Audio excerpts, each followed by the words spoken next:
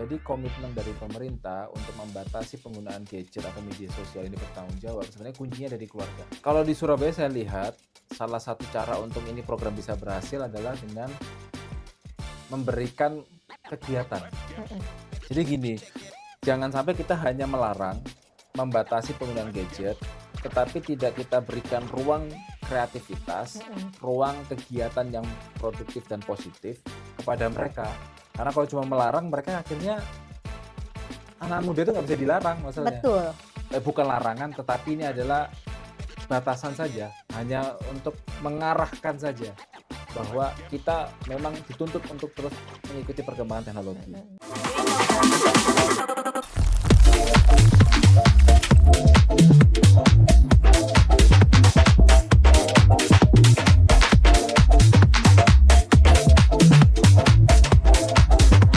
Halo Sobat Jawa Post TV, kembali lagi di ruang podcast kami. Waktunya ngode bersama DPRD Provinsi Jawa Timur. Namanya aja Dewan Perwakilan Rakyat, ya harusnya dia selalu dong mendengarkan keluh kesahnya rakyatnya, karena mereka mewakili rakyat untuk menjadi jembatan apa yang ingin disampaikan untuk pemerintahan dan jadi evaluasi. Nah, kebetulan nih ini perdana di tahun ini karena sepertinya jadwal beliau ini sangat padat sekali. Akhirnya kita berkesempatan untuk menghadirkan sosok anggota DPRD yang muda, gagah, yang pasti akan memberikan semangat bagi penonton semuanya. Semangat ya, harus kita ngomongnya semangat pagi, Mas Cahyo, karena harus selalu semangat. Jangan tenggang-tenggang, Mas. Kita nggak gigit.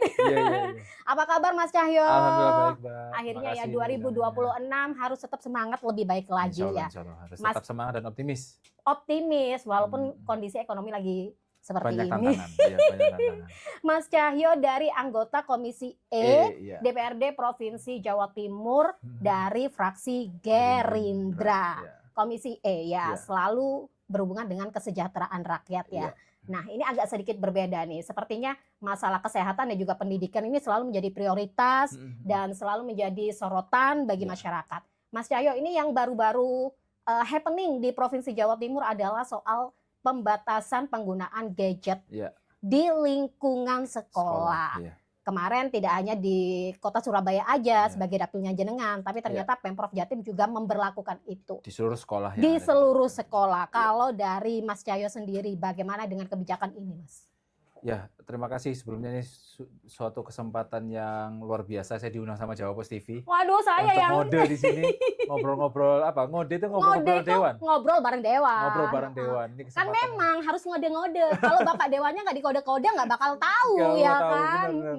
Nggak akan tahu permasalahan di masyarakat, nggak akan tahu permasalahan yang dihimpun oleh teman-teman media khusus teman-teman Jawa Post. Jadi ini kesempatan yang luar biasa dan terima kasih.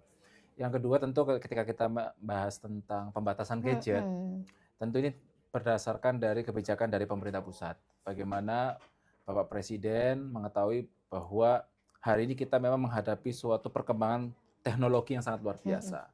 Bagaimana teknologi sudah menjadi bagian dari kehidupan masyarakat, khususnya adik-adik kita, murid-murid sekolah yang ada di seluruh Nusantara. Dan memang ini adalah suatu hal yang penting. Kita dalam perkembangan teknologi, perkembangan arus informasi yang sangat cepat ini, tentu adaptasi terhadap perkembangan teknologi atau penggunaan gadget ini sangat penting. Tetapi yang menjadi sorotan hari ini adalah kebijaksanaan seseorang untuk menggunakan gadget ini perlu kita pertanyakan dan perlu diawasi oleh negara. Disitulah akhirnya ada lahir PP Tunas, peraturan pemerintah yang untuk memberikan batasan-batasan penggunaan gadget kepada anak-anak kita atau masyarakat secara keseluruhan, dan ini diimplikasi oleh pemerintah provinsi, dilakukan oleh pemerintah provinsi di dalam ekosistem pendidikan kita, salah satunya di seluruh SMA SMK yang ada di Provinsi Jawa Timur. Dan bagi kami ini sesuatu yang baik, ya kan, pembatasan ini bukanlah suatu bentuk larangan sebetulnya, tetapi lebih ke mengarahkan kepada murid-murid kita, generasi muda kita dalam menggunakan gadget ini harus lebih bijaksana, lebih produktif, dan lebih bermanfaat bagi pengembangan potensi dirinya. Tidak hanya untuk kepentingan pribadi yang mungkin bisa dikatakan terkadang mengulur waktu, mengurangi produktivitas dan lain sebagainya. Oke, ini bagus, benar kata Mas Cahyo tadi bahwa sebenarnya bagaimana kebijaksanaan dalam menggunakan sosial media. Karena memang kalau kita lihat akhir-akhir ini banyak sekali ya kayak bullying itu yang tidak hanya secara verbal maupun non-verbal, tapi juga melalui dunia media sosial ya kan. Itu namanya kekerasan seksual atau kekerasan verbal secara digital. Iya, benar sekali. Nah, ini kan orang tua juga harus lebih waspada ya. Mungkin bagi orang tua pun kebijakan ini menjadi salah satu angin segar. Tapi bukan serta-merta orang tua harus melepas itu karena ya mohon maaf kan karena ada istilah juga maling lebih pintar daripada ini ya polisi. Jadi, tetap nih. Nah, dengan aturan ini bagaimana efektivitas nanti ketika Mas Cahyo sendiri sebagai tidak hanya memonitoring dan penyalur dari keluh kesah masyarakat kan juga monitoring untuk kebijakan-kebijakan yang diberikan atau yang diberlakukan oleh eksekutif. Nah, jangan sampai ini hanya aturan yang ada. Yang paling penting adalah eksekusinya. Apakah ini nanti bisa dikatakan efektif, Mas, dengan adanya ini untuk menekan? Ya, ini kan tujuannya adalah menekan dan mengantisipasi mengarahkan lah ya, mengarahkan bahwa hal-hal negatif itu tadi. Jangan sampai terpengaruh hal negatif. Karena mungkin saya tanggapi ya bahwa kita tahu bahwa teknologi ini tidak hanya telah mengurangi produktivitas generasi muda kita atau murid-murid kita, anak-anak kita di setiap sekolah yang ada di Jawa Timur, tetapi juga mengurangi misalkan nilai interaksi sosial, lalu juga mengurangi nilai-nilai sosial dari masyarakat atau anak-anak kita, maksudnya tepo seliro, bertanggung jawab. Tepo seliro itu menghargai satu sama lain, menghargai satu sama lain. Sebenarnya saya tahu, tapi kan Gen Z sebagian nggak tahu, makanya lebih baik dipertegas, Mas. Betul. Jadi tepo seliro menghargai satu sama lain, lalu juga kita juga melihat bagaimana ternyata saya beberapa waktu lalu sempat bersama teman-teman Komisi E melakukan monitoring evaluasi sistem pelaksanaan pendidikan kita, khususnya bagaimana kita mengawasi potensi kekerasan yang ada di dunia pendidikan kita. Banyak beberapa kepala sekolah, tenaga pendidik, guru yang menyampaikan tidak ada bullying, tidak ada kekerasan fisik kepada anak-anak di sekolah kita, karena dari tim satuan penanganan pencegahan kekerasan itu tidak ada laporan dan lain-lainnya. Tetapi ternyata orang tua dari murid menyampaikan melalui media sosial, melalui grup WhatsApp dan lain-lainnya. Maka sebetulnya ini hal ini tidak hanya membutuhkan suatu ruang kebijakan, tetapi juga perlu ada petunjuk teknis dari Dinas Pendidikan, dalam hal ini Dinas Pendidikan Provinsi Jawa Timur, apa saja batasan-batasan yang diterapkan kepada penggunaan gadget ini. Jangan sampai pembatasannya diartikan larangan menggunakan gadget, akhirnya juga membuat generasi muda kita dilarang untuk adaptif terhadap perkembangan teknologi. Atau menggunakan teknologi untuk meningkatkan kualitas pendidikan mereka, atau kualitas mereka dalam mencerna suatu informasi. Jadi ini perlu petunjuk teknis yang baik, dan kita mungkin, menurut saya ini kita perlu diskusi dengan tokoh-tokoh pendidikan, dengan perwakilan murid, ataupun juga dengan Dinas Pendidikan dan kami Komisi E untuk bagaimana petunjuk teknis yang terbaik agar pembatasan ini betul-betul menghasilkan sesuatu yang diharapkan dari kebijakan ini, yaitu bukan melarang untuk berkembang secara perkembangan teknologi anak-anak kita, tetapi bagaimana anak-anak kita itu bisa meningkatkan intelektualnya tetapi tetap memiliki karakter kepribadian asli Indonesia. Ini akhirnya saya meng-comparing dengan kebijakan pusat terkait dengan batas penggunaan medsos bagi anak di bawah 16 tahun. Mohon maaf ya Mas, kita walaupun generasi milenial kan juga agak paham ya, walaupun nggak pakai gadget kan bisa pakai web. Ya kan? Nah kan itu juga harus menjadi pertimbangan juga nih. Gadgetnya nggak ada tapi webnya ada. Kan sama aja, bisa ke kayak aplikasi yang chat di web ya kan, kan tetap aja sekolah bawa laptop. Banyak cara lah, banyak cara untuk anak-anak kita itu untuk mengakses media sosial secara baik, secara bertanggung jawab maupun berpotensi tidak bertanggung jawab.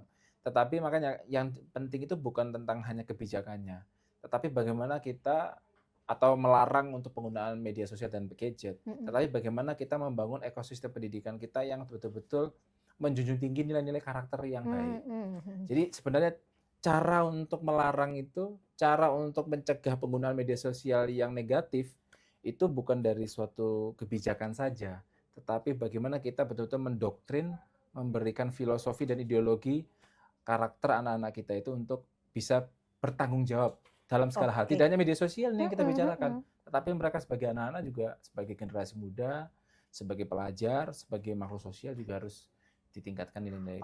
Itu semacam teknis ya. Memang ada kebijakan, tapi jangan sampai itu hanya sekedar kebijakan, tapi harus untuk teknis eksekusinya, realisasinya, dan ininya nanti gimana. Apakah Mas Cahyo ini kan di Komisi E, otomatis bersinggungan langsung dengan Komisi Dinas Pendidikan. Mas, apakah sejauh ini ada nggak sih kalau dari pihak sekolah sendiri itu walaupun tidak boleh menggunakan gadget, tapi setiap sekolah punya lab komputer dan laptop. Ada batasan juga Kak untuk akses situs-situs kayak saya taunya hanya di instansi pemerintahan Mas. Jam sekian sampai jam sekian nggak bisa digunakan komputernya. Bisa digunakan tapi hanya untuk situs kerja nih. Nah, ada nggak sih kalau di sekolah berlaku seperti itu nggak sih Mas Cahyo? Seharusnya ada. Seharusnya ada ya. Cuma kita memang ini ini pas juga. Jadi di sini ngode-ngodenya itu memang kita juga butuh pengetahuan atau informasi dari teman-teman Jawa Pos ini. Itu juga perlu kita monitor ya kan, karena tidak, misalkan mereka ada jam untuk lab ya kan, lab komputer atau dulu TIK lah ya bahasanya, teknologi informasi. Sekarang kan juga kadang bawa laptop sendiri. Nah, ini kan apa yang bisa diakses ini juga perlu diawasi oleh sekolah. Ya nanti kita nih justru bukan diskusi nih, jadi masukan ini. Ini malah jadi masukan. Karena saya tahu, ya mohon maaf kan saya sebagai orang tua, Mas Cahyo sebagai orang tua nih, ya kayak kata kita tadi, bagaimanapun kata istilah orang dulu, maling jauh lebih pinter nih akalnya ya kan. Oke, tidak boleh membawa gadget, tapi kadang sekolah mewajibkan atau harus nih bawa laptop. Nah, itu jadi pertanyaan juga, apakah nanti ada blank spot untuk situs ini atau kan itu juga bisa jadi contoh. Seharusnya kalau misalkan itu dibuat kebijakan diterapkan di sekolah yang sudah berlaku di pemerintahan, itu kan jauh lebih oke dan akan lebih efektif peraturan ini. Benar kan ya Mas? Memang benar, dan kalau zaman saya sekolah, saya belum lihat sekarang. Kalau zaman saya sekolah dulu kan tahun berapa nih? Tahun berapa ya? 2010 kalau dulu saya masih ini hanya komputer terus ini tabung Mas. Dulu komputer tabung ya kan. Itu untuk akses kan hanya ke website tertentu ya kan, internetnya dibatasi dan lain-lainnya. Saya rasa hari ini juga demikian, tetapi gini Mbak Fani. Sebenarnya kunci utamanya adalah tidak hanya tadi yang saya sampaikan tentang kebijakan, tapi bagaimana ini juga dilakukan oleh orang tua masing-masing. Jadi komitmen dari pemerintah untuk membatasi penggunaan gadget atau media sosial ini bertanggung jawab, sebenarnya kuncinya dari keluarga. Semuanya di keluarga. Itulah kenapa kami juga di Komisi E selalu menyampaikan dalam setiap kesempatan program-program strategis pemerintah Provinsi Jawa Timur untuk meningkatkan ketahanan keluarga kita itu harus terus ditingkatkan. Misalkan pendampingan dari sisi sosial, kesehatan, pendidikan moral, pendidikan kemanusiaan atau sosial, dalam artian rasa cinta tanah air dan teposiliro yang selalu saya sampaikan itu, menghargai satu sama lain itu harus terus menjadi landasan kehidupan sehari-hari di keluarga kita. Karena beberapa kali tidak hanya permasalahan gadget, permasalahan terkait misalkan mohon maaf kenakalan remaja, misalkan perbuatan melawan hukum yang dilakukan oleh remaja, itu tidak lepas dari pengaruh keluarga juga. Begitupun juga dengan penggunaan media sosial yang bijak. Menurut saya keluarga juga memiliki peran yang sangat penting dalam membangun kesadaran adik-adik kita menggunakan gadget ini. Karena dengan mudahnya akses teknologi informasi, dengan mudahnya menggunakan teknologi untuk mengakses ke media sosial, membatasi secara penuh kepada anak-anak kita ini juga sesuatu yang sulit. Karena banyak cara untuk mereka bisa masuk. Sebenarnya kalau ini adalah sinergitas dengan Kominfo, ini memang tidak berkaitan dengan Komisi E, tapi sharing sebagai orang tua kan juga kan sudah ada juga, mungkin tidak banyak orang tua yang tahu sosialisasi untuk memonitoring, kan ada aplikasi tuh Mas, ngemonitor, itu kan juga perlu sejatinya untuk bagaimana anak ini nanti ngedownload aplikasi apa nih. Kita bisa tahu, bisa monitor itu kan. Ya itu nggak cuma saya rasa gini, dalam hal kita mencegah penggunaan media sosial yang menyimpang atau negatif, nggak hanya Diskominfo, tidak hanya Dinas Pendidikan, semua harus kolaborasi semua pihak. Dan keluarga adalah lingkup terdekat. Dan keluarga adalah kunci utamanya. Tidak hanya lingkup terdekat, tapi kunci utamanya ada di keluarga itu sendiri. Maka bagaimana misalkan kalau terkait di kedudukan, ada dinas sosial, ada dinas perlindungan dan pemberdayaan perempuan dan anak, itu semua bersinergi untuk terus mensosialisasikan tentang penggunaan gadget atau media sosial yang baik. Benar sekali, dan jangan sampai ini orang tua karena pengen anaknya diam, nggak ganggu kesibukan orang tua, dikasih handphone terus lepas gitu aja. Bahayanya harus kayak seperti Mas Cahyo tadi bilang, kalau secara kasat mata laporan tidak ada, tapi justru kejahatan yang tidak kasat mata ini yang justru menjadi kewaspadaan untuk saat ini. Oke, lanjut Mas. Kalau dari Komisi E sendiri, bagaimana nanti mengkontrolling dalam mensukseskan aturan ini yang berkaitan dengan ini untuk memberikan generasi bangsa menuju generasi emas, khususnya di lingkup pendidikan? Ya itu tadi yang perlu saya sampaikan, bahwa kolaborasi Pak ya. Jadi kita tidak bisa hanya mengandalkan dinas pendidikan, dan kita juga tidak hanya bisa memberikan tanggung jawab ini kepada tenaga pendidik kita. Tenaga pendidik kita itu kan udah bahasanya apa ya, udah capek duluan ya kan. Tidak hanya mereka memberikan materi, mereka juga ada tanggung jawab untuk peningkatan kapasitas mereka, ada tanggung jawab tentang laporan kinerja mereka. Maka sebenarnya ini juga untuk ini bisa terus konsisten, sekali lagi kita butuh bantuan dari orang tua murid kita, tanggung jawab dari keluarga masing-masing. Inilah kenapa kami berharap pemerintah Provinsi Jawa Timur bisa berkolaborasi dengan pemerintah daerah juga untuk menjaga ini betul-betul bisa berjalan dengan baik seperti itu. Oke, kalau dari dapilnya akhirnya masih berkaitan dengan pendidikan. Kalau dari dapilnya Mas Cahyo sendiri di Surabaya, ini kan juga sebagai ibu kota Provinsi Jawa Timur. Kalau melihatnya ini kan juga baik nih untuk aturan-aturan khususnya di pendidikan, termasuk juga pembatasan-pembatasan. Ini baru-baru ini juga ada batasan jam malam maksimal kan. Mas Cahyo pasti tahu karena sering ketemu sama warga Surabaya paling aktif. Ini gimana Mas? Ini kan juga perlu menjadi contoh-contoh untuk daerah lain mungkin. Ya, kalau di Surabaya saya lihat salah satu cara untuk ini program bisa berhasil adalah dengan memberikan kegiatan. Jadi gini, jangan sampai kita hanya melarang, membatasi penggunaan gadget, tetapi tidak kita berikan ruang kreativitas, ruang kegiatan yang produktif dan positif kepada mereka. Karena kalau cuma melarang, mereka akhirnya anak muda itu nggak bisa dilarang masalahnya. Betul.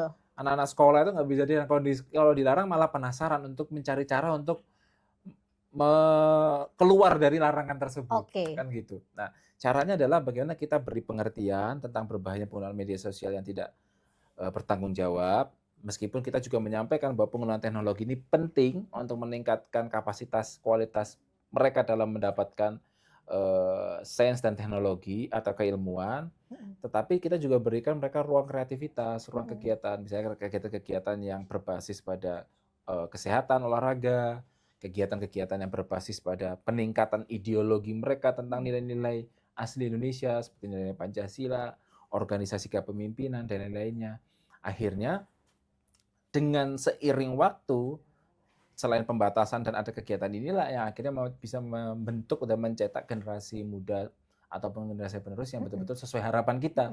Kan sebenarnya harapannya bagaimana kita melahirkan generasi penerus yang berintelektual dan berkepribadian, berkarakter yang baik, yang positif, ya kan, nggak hanya mencari anak yang cerdas sesuai dengan perkembangan zaman dan teknologi, tetapi dia juga harus memiliki karakter yang mencintai tanah air, mencintai sesamanya. Nah ini semuanya harus berbarengan, harus berjalan bersamaan. Oke, ini nggak apa-apa dong kita nyinggung, kan ini dapilnya Mas Cahyo. Iya, kan? boleh. Kan ini nanti juga bisa menjadi entah itu jadi masukan atau jadi yang diimplementasikan ke daerah-daerah lain. Ini kan karena Mas Cahyo dapilnya di Surabaya juga, banyak juga contoh-contoh yang ada di Surabaya yang juga linear dengan aturan di atasnya. Nah ini kan di Surabaya sendiri kan banyak nih kegiatan-kegiatan yang mungkin menjadi wadah bagi generasi muda. Apakah itu nanti juga bisa menjadi salah satu solusi agar anak-anak generasi penerus bangsa ini tidak salah jalan dalam artian gini, mengalihkan kecanduan mereka dengan gadget ke kegiatan-kegiatan sosial, entah itu pramuka atau kampung Pancasila, banyaklah di Surabaya. Iya, banyak sekali kegiatan-kegiatan ya, baik dari kegiatan kepemudaan, baik kepemudaan yang di bawah naungan pemerintah kota, organisasi nirlaba dan lain-lainnya. Itu banyak yang akhirnya menampung atau memberikan ruang kreativitas pada generasi muda kita. Banyak sekali sih di Surabaya. Kalau dari Mas Cahyo sendiri, setiap kali reses atau ketemu dengan masyarakat, apa sih yang menjadi keluhan-keluhan masyarakat yang masih menjadi PR? Terkait ini penggunaan gadget. Apapun itu yang berkaitan dengan pendidikan nih misalnya ya, kan sesuai dengan Komisi E, jenengan. Kalau di Surabaya saya rasa terkait penggunaan teknologi inilah tidak terlalu menjadi sorotan lah kepada anak-anak kita ataupun orang tua, karena kita kemudahan akses internetnya juga bagus dan lain-lain. Cuma memang kita harus akui bahwa di Surabaya itu 97% masyarakatnya atau generasi mudanya itu merupakan orang yang menjadi pengguna internet aktif. Oke. Tetapi berdasarkan data yang kami terima dari BPS, literasi digital kita ini masih sangat memprihatinkan. Dalam hal? Literasi digital. Oke. Literasi digital. Jadi kan ada literasi tentang membaca. Oke. Ada literasi digital. Masih banyak teman-teman kita itu tidak bisa memilah dan memilih mana informasi di media sosial ataupun di dunia digital ini benar atau tidaknya. Ya, namanya post-truth lah. Sesuatu yang terus ada di media sosial kan dianggap suatu kebenaran. Padahal belum tentu itu adalah suatu fakta yang terjadi. Dan percayanya hanya di medsosnya resmi media massa aja ya. Betul. Makanya ini juga tantangan lah buat kita semua. Tapi ini memang nggak bisa dipungkiri, Mas. Jadi akhirnya jadi PR lagi nih nanti bagaimana cara mengedukasi juga. Walaupun ini lagi-lagi ke Kominfo lagi kan ya, tapi komplek. Oke, lanjut, mungkin ada lagi yang mungkin di ini Mas yang menjadi PR untuk bisa menjadi evaluasi bersama, mengingatkan jenengan ini juga berpengaruh juga ke masyarakat sebenarnya, dampak-dampak negatif ketika literasi digital ini masih kurang.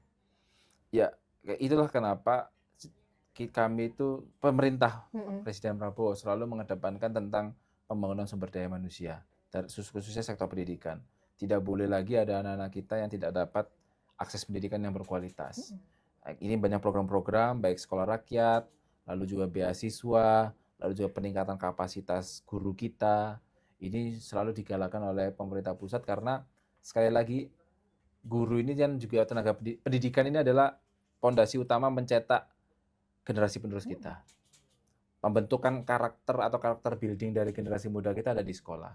Maka kita harus bagaimana caranya membangun ekosistem pendidikan kita yang betul-betul terus mengikuti perkembangan zaman, terus beradaptasi dengan perkembangan teknologi, tetapi ada batasan-batasan, ada norma-norma dan etika, nilai-nilai kenegaraan kita yang harus tetap ditanamkan kepada anak-anak kita. Ini fungsinya sampean mensosialisasikan. Betul, dan fungsinya media juga untuk turut juga berpartisipasi mensosialisasikan. Bagaimana nantinya untuk progres untuk mensosialisasikan ini agar apa yang menjadi keinginan Presiden ini turut bisa terrealisasi dengan maksimal, selain menggandeng dari Dinas Pendidikan ya. Nah ini kan juga Dinas Pemberdayaan Perempuan juga turut. Nah ini kan PR-nya Komisi E. Iya. Apa yang menjadi ini? Makanya ini semua permasalahannya ada di Komisi E semua. Kesejahteraan masyarakat masalah. Ya kan? Harus sejahtera pokoknya, harus sejahtera masalahnya masyarakat ada di Komisi E semua aja. Jadi sekali lagi kami mempelajari ya secara pribadi ya, bahwa memang kunci utama pembangunan bangsa kita itu ada di keluarga. Sebentar, hati-hati mic-nya jangan mati ya. Takut mati ya. Jangan nanti informasinya nggak tersalur dengan baik gitu kan, gitu. Jadi lanjut. Pandangan kami adalah kekuatan dari bangsa kita, kekuatan dari kota kita, pembangunan manusia kita itu kuncinya dari keluarga. Baik misalkan kita membangun stabilitas dan kondusivitas lingkungan, kita membangun pertumbuhan ekonomi yang berjalan dengan baik, kita membangun masyarakat yang sehat, kita membangun masyarakat yang berintelektual dan berinovasi. Kuncinya dari keluarga sebetulnya. Semuanya dari keluarga. Maka menurut kami mengenai bagaimana kita bisa mengilhami dan mengimplementasikan kebijakan pelarangan media sosial atau pembatasan penggunaan gadget yang positif ini bisa berjalan dengan baik adalah butuh sinergi dengan semua pihak. apa yang sudah dilakukan oleh Dinas Pendidikan ini, apa yang sudah diterapkan oleh SMA SMK yang ada di Provinsi Jawa Timur ini harus kita kawal bersama. Termasuk orang tua yang paling terdekat. Termasuk orang tua. Kami tentu sebagai anggota legislatif berkewajiban untuk mengawasi ini bisa berjalan dengan baik. Tetapi tentu kami ada keterbatasan ruang, ada keterbatasan waktu, ada keterbatasan akses informasi kepada anak-anak kita secara langsung. Itu ada di orang tua atau keluarga yang ada di Jawa Timur maupun masyarakat yang ada di Kota Surabaya. Jadi kami harap program ini bisa dibantu, bisa disupport oleh semua masyarakat, khususnya orang tua yang ada di Provinsi Jawa Timur maupun di Kota Surabaya, agar harapan kita teknologi yang terus berkembang ini, kemajuan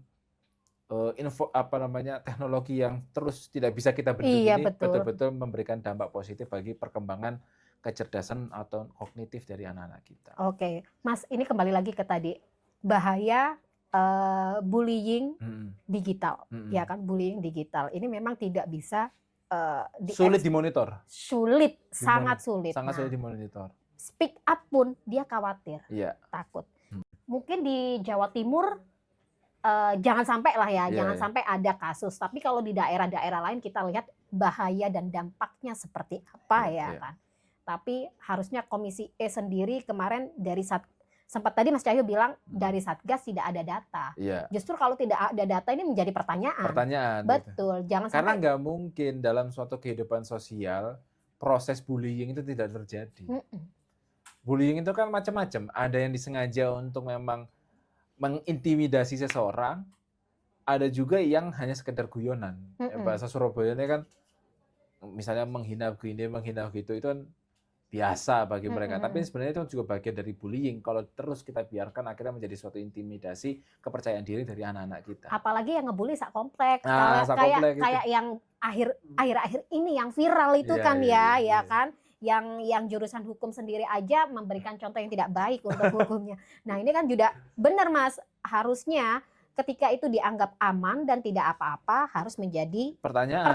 Karena kita makhluk sosial yang berbeda-beda, pasti ada perbedaan pendapat, pasti ada perbedaan pandangan, pasti ada namanya suatu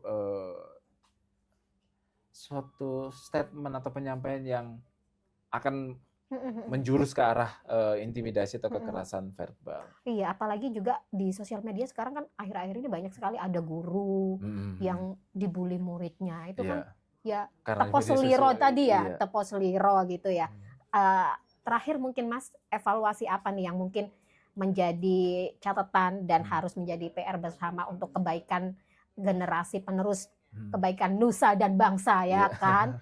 Lagi-lagi pesannya adalah orang tua yang ada di rumah adalah keluarga terdekat untuk berkontribusi, penuh, bertanggung jawab penuh, memberikan edukasi kepada anak-anak. Apa yang menjadi PR bersama sebelum kita menutup podcast ini?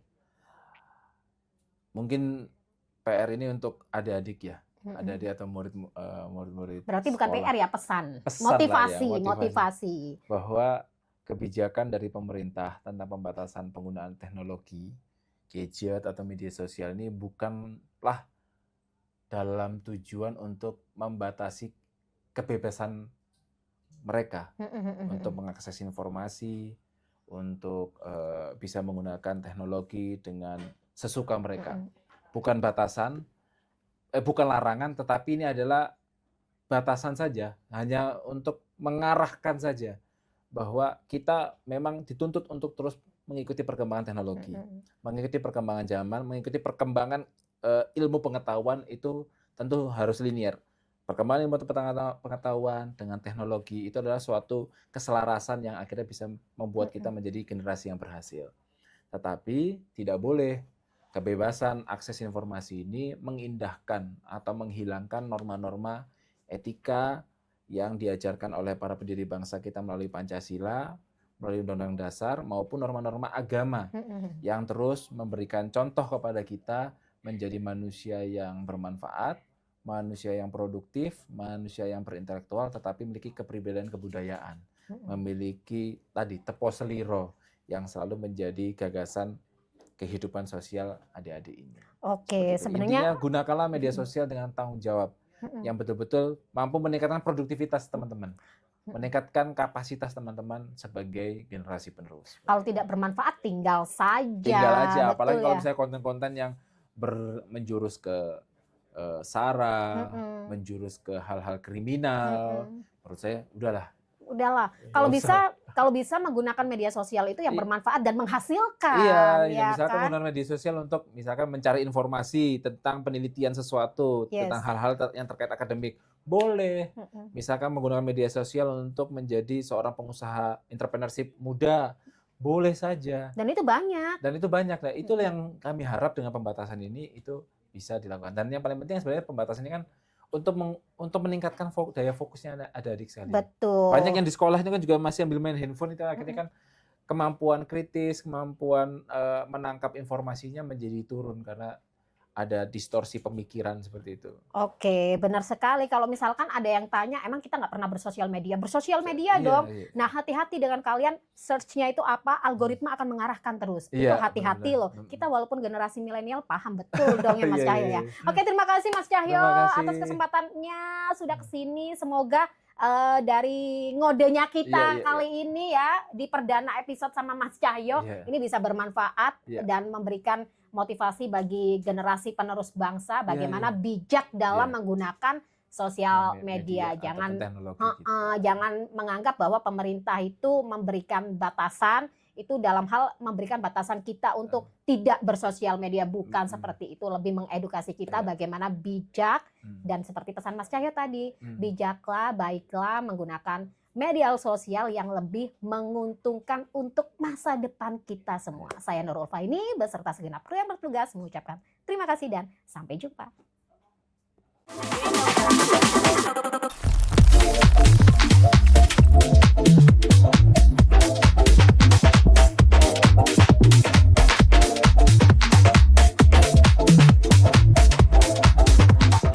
Acara ini dipersembahkan oleh